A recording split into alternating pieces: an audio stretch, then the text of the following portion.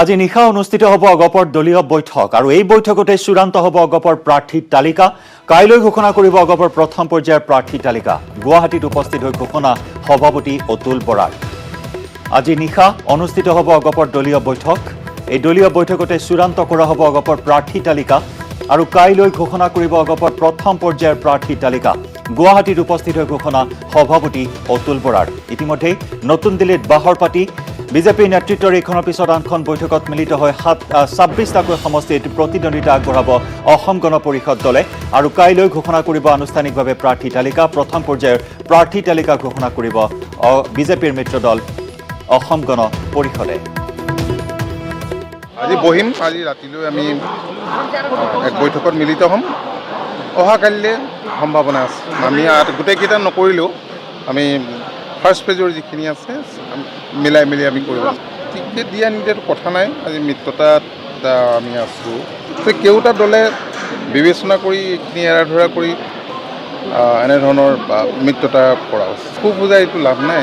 গ্ৰুপটো আমি চেষ্টা কৰিছোঁ, আন্তৰিকতাৰে আমি চেষ্টা কৰিছোঁ। তেওঁতো খেলাৰ সুবিধাটোতো পাব দলৰ টিকেটত, বন্ধুত্বপূৰ্ণ হ'ব।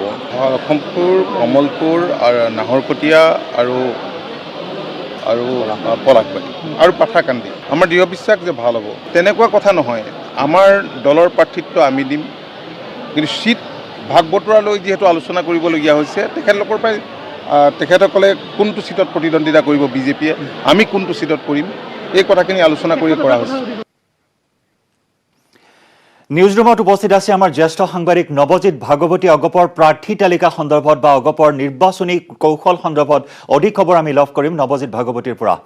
নৱজিৎ, দিল্লীত বাহৰ পাতিলে কেইবাদিন ধৰি অগপই আৰু তাৰপিছত বিজেপিৰ নেতৃত্বৰে আলোচনাত মিলিত হৈ ২৬টাকৈ সমষ্টি তেওঁলোকে প্ৰতিদ্বন্দ্বিতা আগবঢ়াব। কাইলৈ ঘোষণা কৰিব প্ৰথম পৰ্যায়ৰ প্ৰাৰ্থীৰ তালিকা। গতিকে তেনেস্থলত আঞ্চলিক দলটোক লৈ আচলতে কেনেদৰে আগবাঢ়িছে অসম গণ পৰিষদ?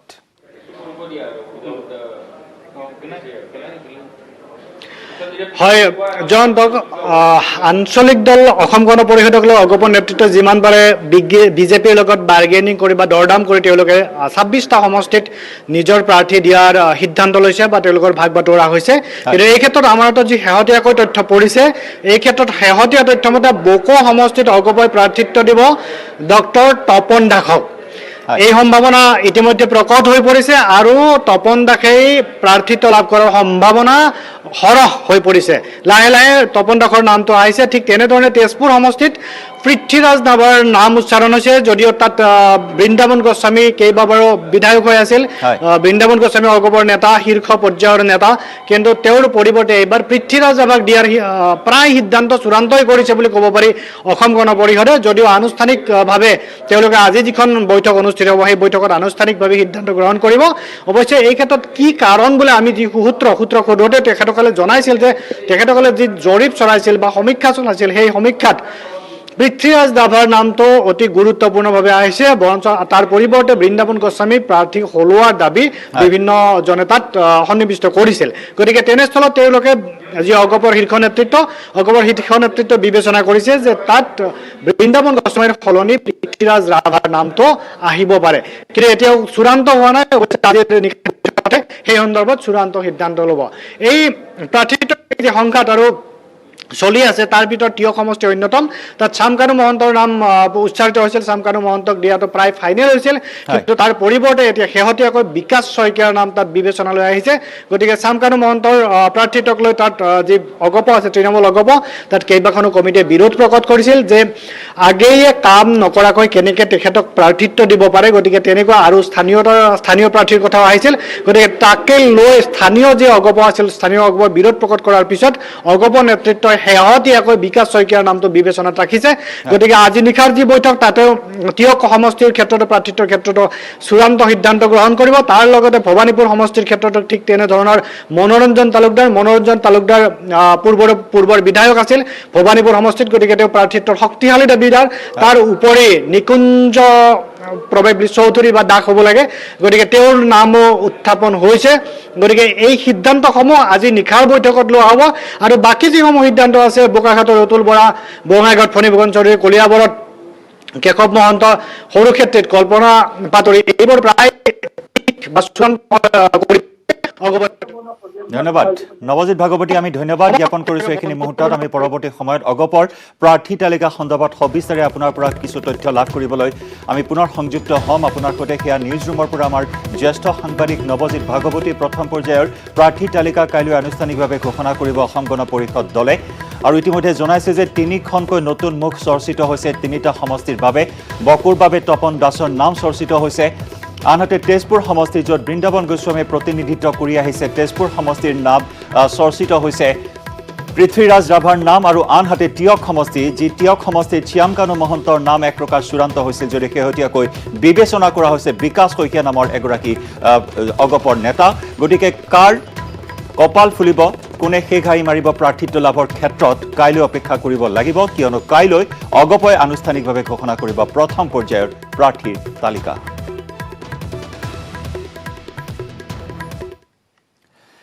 দলীয় সংঘাত সন্দৰ্ভত মুখ নকলে অগপৰ জ্যেষ্ঠ নেতা বীৰেন্দ্ৰ প্ৰসাদ বৈশ্যই দিল্লীৰ পৰা উভতি আহি বৰঝাৰ বিমানবন্দৰত সাংবাদিকৰ সন্মুখত দায় কৰা মন্তব্য জ্যেষ্ঠ নেতাগৰাকীৰ আজি নিশা 9 বজাত অনুষ্ঠিত হ'ব দলীয় সভা আৰু এই সভাতে অগপই তালিকা চূড়ান্ত কৰি প্ৰকাশ কৰিব আনহাতে প্ৰফুল্ল কুমাৰ মহন্ত অথবা সত্যব্ৰত কলিতা সন্দৰ্ভত কোনো ধৰণৰ মন্তব্য নকৰিলে বীৰেন্দ্ৰ প্ৰসাদ বৈশ্যই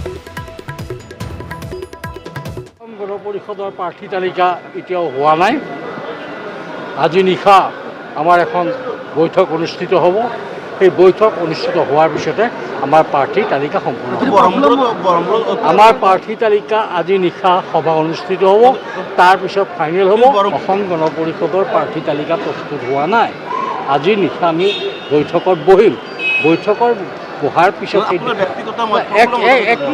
কথাটো শুনো আজি নিশা বৈঠকত বহি এটা সিদ্ধান্তত উপনীত হোৱাৰ পিছতে আমাৰ প্ৰতিক্ৰিয়া ক'ব পাৰিম পৰমানন্দ ৰাজবংশীৰ সুবিধাবাদৰ ৰাজনীতি এইবাৰ চোলা সলালে পৰমানন্দ ৰাজবংশী টিকটৰ বাবে অগপ এৰি গেৰুৱা হ'ল পৰমা ইফালে দুমদুমাত কংগ্ৰেছৰ প্ৰাৰ্থিত্ব প্ৰত্যাশী ৰূপেশ গোৱালাই বিজেপিলৈ আহি নিশ্চিত কৰিলে টিকট সুবিধাবাদৰ ৰাজনীতি ক্ষমতা বিচাৰি সুবিধাবাদী নেতাই মাৰিছে মহাজাপ বিজেপিয়েও লৈছে চোলা সলাই ৰঞ্জিকাৰ নতুন কৌশল একমাত্ৰ ক্ষমতা লাভৰ আশাতেই সাহিত্য সভা এৰি আঞ্চলিকতাবাদী ৰাজনীতিত যোগ দিছিলহি এইজন পৰমানন্দ ৰাজবংশীয়ে পিছে পৰমানন্দ ৰাজবংশীয়ে প্ৰতিনিধিত্ব কৰিব খোজা চিপাঝাৰ সমষ্টিক বিজেপিয়ে অগপক দিয়াৰ সলনি নিজৰ দখলতেই ৰাখি থলে এতিয়া কি হ'ব পৰমাৰ পিছে পৰমাক আনন্দিত কৰিবৰ বাবে বিজেপিও ললে অভিনৱ কৌশল বিজেপিৰ দখলত থকা সমষ্টিটো পৰমাক গতাই দিবৰ বাবে সাজু হৈছে বিজেপি নেতৃত্ব আৰু সেইবাবে আঞ্চলিকতাবাদ ত্যাগ কৰি ৰাষ্ট্ৰীয়তাবাদৰ গেৰুৱা বসন পিন্ধি বিজেপি শিবিৰত থিয় হ'লহি ঘনে ঘনে ৰং সলোৱা এইজন পৰমানন্দ আহিয়েই ক'লে মই এজিপি বিজেপিৰ উমৈহতীয়া প্ৰাৰ্থী এইবাৰ নিৰ্বাচনত মিত্ৰজোঁটৰ চৰকাৰখন যাতে শক্তিশালী ৰূপত অৱতীৰ্ণ কৰাব পাৰি তাৰ কাৰণেই মই আজি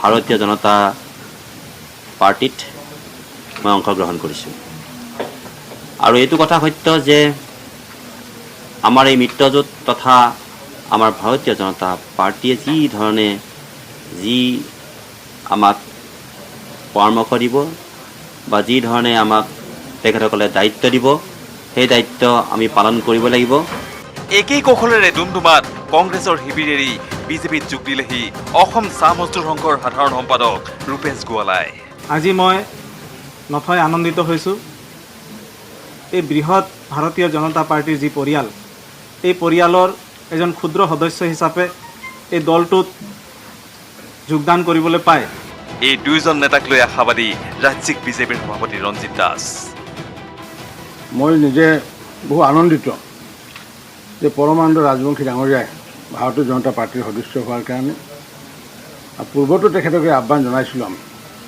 ঠিক অনুৰূপভাৱে ৰূপেশ গোৱালাকো মই প্ৰায় 2 বছৰ আগতে ৰূপেশ গোৱালা মই লোকেট কৰিছিলোঁ ভৱিষ্যতত এই ল'ৰাজনক আনিলে ভাৰতীয় জনতা পাৰ্টিৰ স্থিতি অধিক শক্তিশালী হ'ব বুলি মই বহুতোত আলোচনা কৰিছিলোঁ আৰু সেই ৰূপেশ গোৱালাও আজি ভাৰতীয় জনতা পাৰ্টিৰ সদস্য হোৱাৰ পিছত আমি আনন্দিত bureau report News 18 Assam North east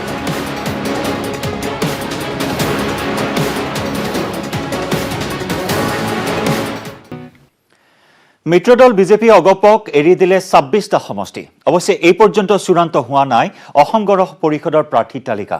কিন্তু কোন সমষ্টিত কোনে টিকট লাভ কৰাৰ আছে পূৰ্ণ সম্ভাৱনা। ৰাজ্যৰ মুঠ ২৬টা সমষ্টিত প্ৰাৰ্থী দিব অগপই। অগপই সমষ্টিসমূহ ঘোষণা কৰে যদিও এই পৰ্যন্ত ঘোষণা কৰা নাই প্ৰাৰ্থীৰ নাম। দেওবাৰে আনুষ্ঠানিকভাৱে ঘোষণা কৰিব প্ৰাৰ্থীৰ তালিকা। অগপৰ সভাপতি অতুল বৰাই দিল্লীত ঘোষণা কৰে সমষ্টিসমূহৰ নাম। जो कॉन्स्टिट्यूएंसी नाम में घोषणा करता हूँ। साबुआ, Amguri, तियक, Dergaon, Bokakhat, Kaliabor, Raha, Guwahati West, Chaygaon, Boko, Goalpara East and Goalpara West, Mankachar, Abhayapuri North, Abhayapuri South, Bongaigaon, Barpeta, Bhabanipur, Chenga, Sarukhetri, Tezpur, Algapur, Karimganj South, Dalgaon, Naoboicha और जमुनामुखी। ইফালে নিউজ 18ৰ হাতত আহি পৰা তথ্য অনুসৰি অগপৰ সম্ভাৱ্য প্ৰাৰ্থী তালিকাত বোকাখাট সমষ্টিত অতুল বৰা, কলিয়াবৰত কেশৱ মহন্ত, বঙাইগাঁৱত ফণীভূষণ চৌধুৰী, আমগুৰিত প্ৰদীপ হাজৰিকা, নাওবৈছাত জয়ন্ত খাউণ্ড, তেজপুৰত বৃন্দাবন গোস্বামী, ছয়গাঁৱত ডাক্তৰ কমলা কলিতা, সৰুক্ষেত্ৰীত কল্পনা পাটোৱাৰী, বকুত জ্যোতিপ্ৰসাদ দাস, ৰোহাত বিষ্ণু দাস, উত্তৰ অভয়াপুৰীত ভূপেন ৰায়, মানকাছৰত জাভেদ ইছলাম, পূব গোৱালপাৰাত জ্যোতিষ দাস, দেৰগাঁৱত ভৱেন্দ্ৰনাথ ভৰালী, পশ্চিম গুৱাহাটীত ৰমেন্দ্ৰ নাৰায়ণ কলিতা, চাবুৱাত পুনাকন বৰুৱা আৰু তিয়কত শ্যামকানু মহন্ত। দীপেন বৰগোহাঁই অথবা বিকাশ শইকীয়াই লাভ কৰিব প্ৰাৰ্থিত্ব। তিয়কত অগপ কৰ্মীয়ে বিকাশ শইকীয়াক প্ৰাৰ্থিত্ব প্ৰদানৰ দাবীত আজিও অব্যাহত ৰাখিছে প্ৰতিবাদ। কালি ৰাতিলৈ আমি এক বৈঠকত মিলিত হ'ম। অহাকালিলৈ সম্ভাৱনা আছে। আমি গোটেইকেইটা নকৰিলেও আমি ফাৰ্ষ্ট পেজৰ যিখিনি আছে মিলাই মিলি আমি কৰিব। তিয়ক সমষ্টিৰ বিধায়িকা ৰেণুপমা ৰাজখোৱাই হেৰুৱালে প্ৰাৰ্থিত্ব। ইফালে চিপাঝাৰত পৰমানন্দ ৰাজবংশীক প্ৰাৰ্থিত্ব প্ৰদানৰ প্ৰতিশ্ৰুতি প্ৰদান কৰিও সমষ্টি হেৰুৱালে অগপই, যাৰ ফলত অগপ ত্যাগ কৰিবলৈ বাধ্য হ'ল পৰমানন্দ ৰাজবংশীয়ে। প্ৰাৰ্থিত্বৰ পৰা বঞ্চিত হ'ল কমলপুৰ সমষ্টিৰ বিধায়ক সত্যব্ৰত কলিতা। প্ৰাৰ্থিত্বৰ পৰা বঞ্চিত হোৱাৰ পাছতে অগপ কৰ্মীসকলে পথ অৱৰোধ কৰি সাব্যস্ত কৰে প্ৰতিবাদ। Bipul Barman report, News 18 Assam North East. আৰু ইফালে কমলপুৰ অগপত আৰম্ভ হৈছে খহনীয়া। টিকট বঞ্চিত বিধায়ক সত্যব্ৰত কলিতাৰ হুংকাৰ, দল এৰিলেও তেওঁ নেৰে কমলপুৰ। কমলপুৰৰ পৰাই নিৰ্বাচন খেলিব সত্যব্ৰত কলিতাই। দিল্লীলৈ গৈও সমষ্টি বচাব নোৱাৰিলে বিধায়ক সত্যব্ৰতে। ঘূৰি আহি বিমানৰ পৰা নামিয়েই বিমানবন্দৰত উচুপি উঠিল বিধায়ক সত্যব্ৰত কলিতা।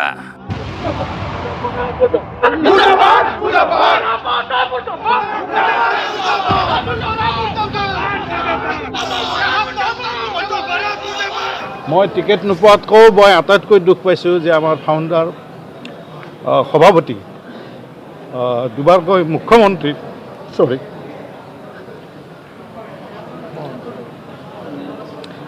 তেওঁকো দলৰ পৰা টিকেটৰ পৰা বঞ্চিত কৰা হৈছে।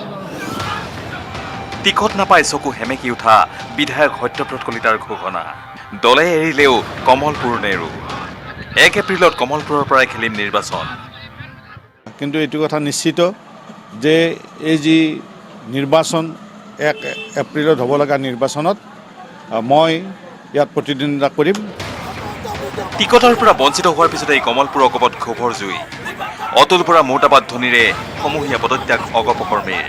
ক্ষুব্ধ কৰ্মীয়ে দলীয় কাৰ্যালয়ৰ পৰা মচি পেলালে হাতীৰ প্ৰতি।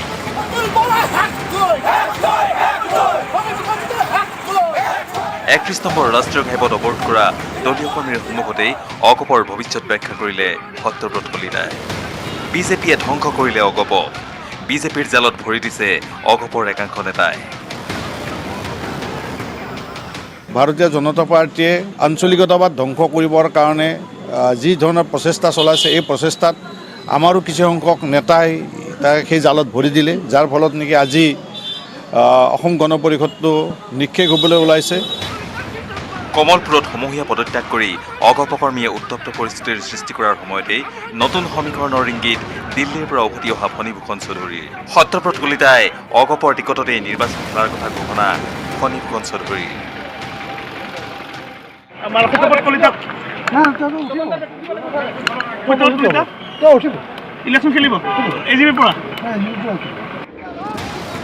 মিত্ৰজোঁটৰ টিকটৰ পৰা বঞ্চিত প্ৰফুল্ল কুমাৰ মহন্ত আৰু ৰাজেন গোহাঁইৰ দৰে সত্যব্ৰত কলিতাই কি পথ লয় সেয়া নিশ্চিত হ'ব অগপৰ সংবাদমেলৰ পিছত। আজাৰাৰ পৰা ধ্ৰুৱজ্যোতি কলিতা আৰু বাইহাটাৰ পৰা শ্ৰীমন্ত দাসৰ সহযোগত bureau report News 18 Assam North east. ইফালে বিজেপিটো কণ্ডল, প্ৰত্যাশিত টিকট প্ৰত্যাশী এৰিছে দল, বিজেপি এৰি কংগ্ৰেছত যোগদান বিতুপন শইকীয়াৰ। এই ৰিপৰ্ট আগবঢ়াই প্ৰাইম টাইম 18ৰ পৰা বিদায় লৈছো। নমস্কাৰ। বিজেপিত কণ্ডল, প্ৰত্যাশিত টিকট প্ৰত্যাশীয়ে এৰিছে দল, বিজেপি এৰি কংগ্ৰেছত যোগদান গোলাঘাটৰ বিতুপন শইকীয়াৰ। 2016 নিৰ্বাচনত কংগ্ৰেছৰ অজন্তা নেওগৰ হাতত বিতুপন শইকীয়া পৰাজিত হৈছিল মাথো 5,000 ভোটৰ ব্যৱধানত। পিছে অজন্তাই বিজেপিত যোগ দিয়াৰ পিছতেই বিতুপনৰ আশাত দলে ঢালিলে চেঁচা পানী। শুকুৰবাৰে বিজেপিয়ে চূড়ান্ত তালিকা প্ৰকাশ কৰাৰ পাছতেই দল ত্যাগ কৰি পোনছাটেই কংগ্ৰেছত যোগদান কৰে বিতুপন শইকীয়াই।